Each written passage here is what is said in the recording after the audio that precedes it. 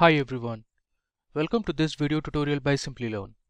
In this video, we will learn about an important popular deep learning neural network called Generative Adversarial Networks. Yann LeCun, one of the pioneers in the field of machine learning and deep learning, described it as the most interesting idea in the last 10 years in machine learning. In this video, you will learn about what are generative adversarial networks and look in brief at generator and discriminator. Then, we'll understand how GANs work and the different types of GANs.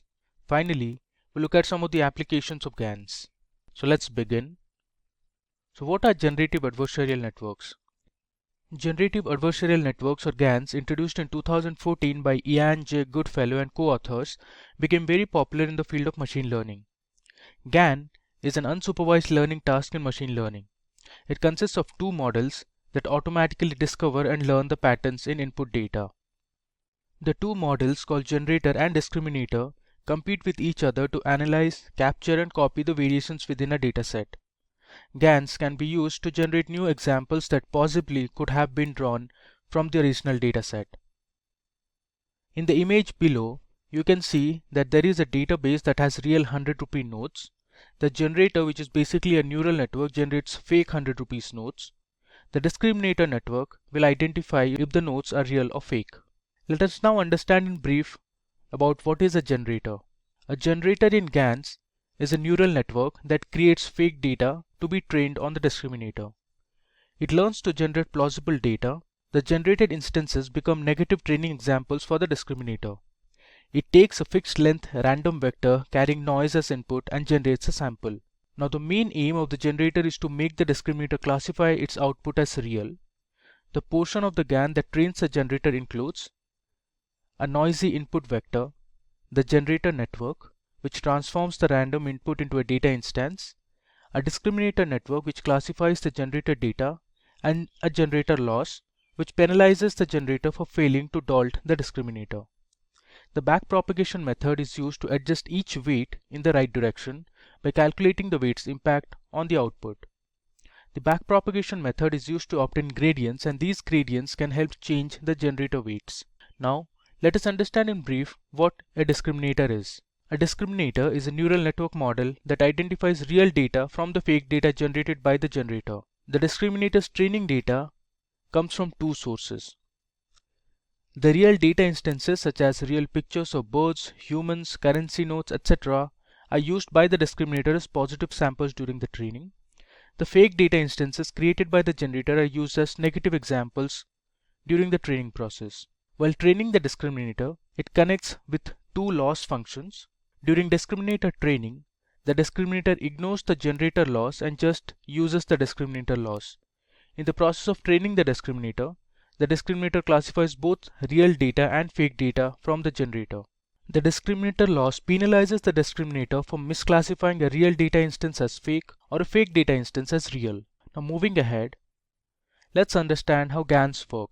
Now GANs consists of two networks, a generator which is represented as G of X and a discriminator which is represented as D of X. They both play an adversarial game where the generator tries to fool the discriminator by generating data similar to those in the training set. The discriminator tries not to be fooled by identifying fake data from the real data. They both work simultaneously to learn and train complex data like audio, video or image files. Now you are aware that GANs consists of two networks, a generator G of X and discriminator D of X. Now the generator network takes a sample and generates a fake sample of data. The generator is trained to increase the probability of the discriminator network to make mistakes. On the other hand, the discriminator network decides whether the data is generated or taken from the real sample using a binary classification problem with the help of a sigmoid function that gives the output in the range 0 and 1.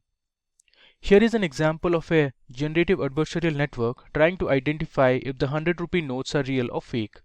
So first, a noise vector or the input vector is fed to the generator network. The generator creates fake 100 rupee notes. The real images of 100 rupee notes stored in a database are passed to the discriminator along with the fake notes. The discriminator then identifies the notes and classifies them as real or fake. We train the model calculate the loss function at the end of the discriminator network, and backpropagate the loss into both discriminator and generator.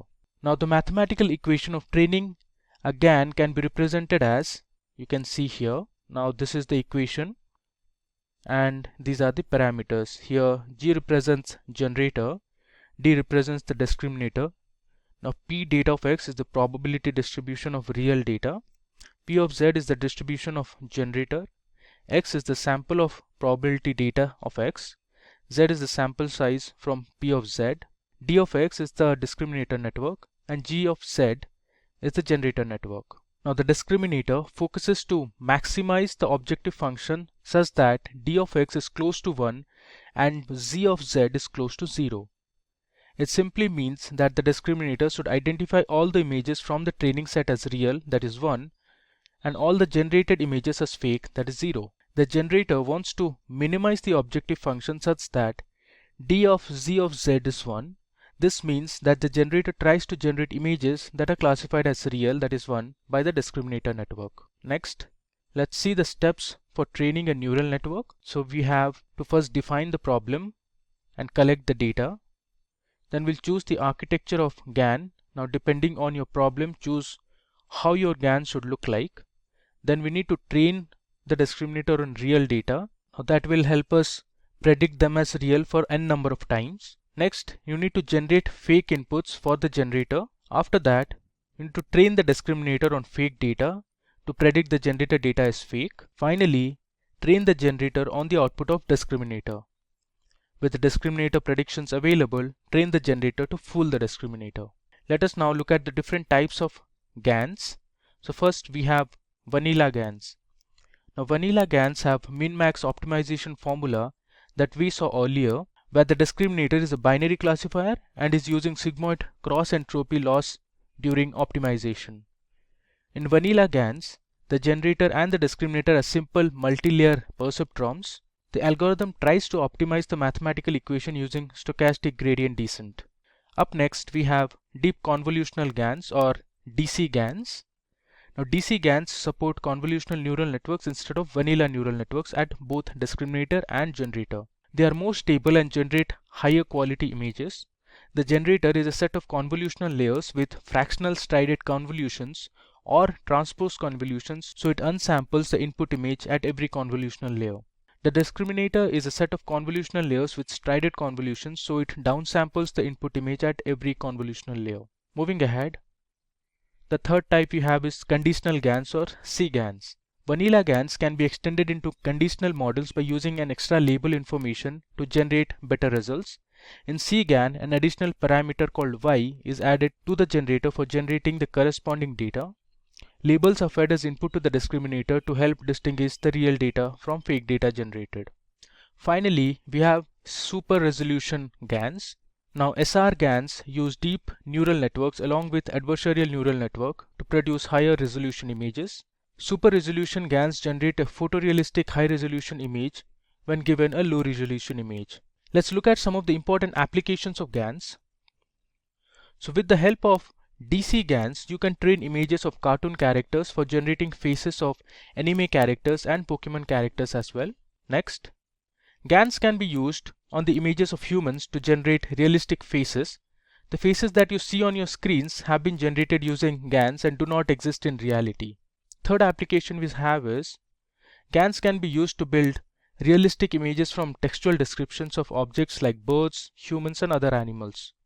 We input a sentence and generate multiple images fitting the description. Here is an example of a text-to-image translation using GANs for a bird with a black head, yellow body, and a short beak. The final application we have is creating 3D objects.